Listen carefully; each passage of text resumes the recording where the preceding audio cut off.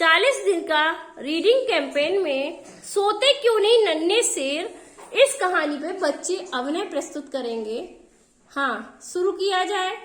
सूरज ढला और चांद फिर से नन्हे शेर के सभी चांद निकल आया। ठीक है, सूरज ढला और चांद निकल आया।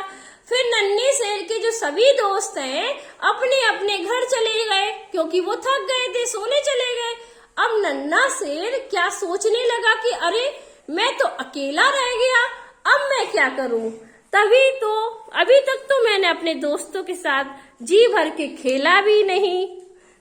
उसने सोचा अगर मैं चांद को छुपा दूं तो कभी रात नहीं होगी और सूरज हमेशा आसमान में चमकता रहेगा। तो उसने ये सोचा। फिर उसने क्या किया, चांद को छुपाने के लिए नन्हा से झट से अपनी छत पर चढ़ गया। ये क्या, चांद तो अभी भी बहुत दूर है, अब क्या करें, नीचे अभी भी दूर है। तो नन्हा से फिर एक पहाड़ पर चढ़ा, फिर दूसरे पहाड़ पर चढ़ा, फिर तीसरे पहाड़ पर चढ़ा, आखिरकार चांद तक पहुंच गया।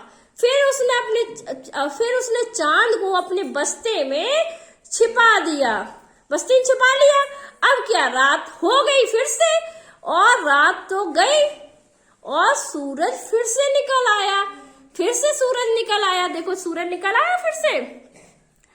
तो अब क्या करता है कि उसके दोस्त भी एक एक करके सभी लोग वापस आ गए। अब तो नन्हा शेर बड़ा खुश हो गया और सभी दोस्त आकर आपस में खेलने लगे। तो इस तरीके से फिर से सभी दोस्त उसके खेलने लगे। अब क्या, उसके दोस्त फिर से बहुत खेल के थक गए थे और वो पिकनिक पे भी गए थे तो बहुत ज्यादा थक गए। तो अब इनके दोस्त एक एक करके फिर से वापस चले गए सोने के लिए, क्योंकि वो बहुत थक गए थे। अब नन्हा से फिर से सोचने लगा कि अब मैं क्या करूं, अब मैं फिर से अकेला रह गया। तो उसने क्या किया,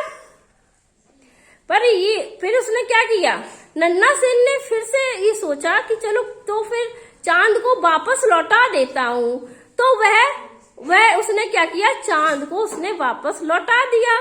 फिर से रात हो गई तो फिर नन्हा शेर भी आराम से सो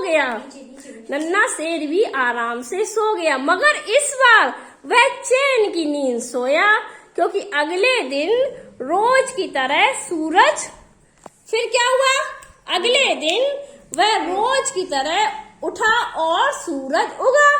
और फिर उसके दोस्त एक बार फिर से आ गए। तो उसके दोस्त एक बार फिर से आकर उसके साथ खेलने लगे सभी लोग। तो इस तरीके से नन्हा शेर ने चांद को छुपाने के लिए ये सब किया था। धन्यवाद दोस्तों।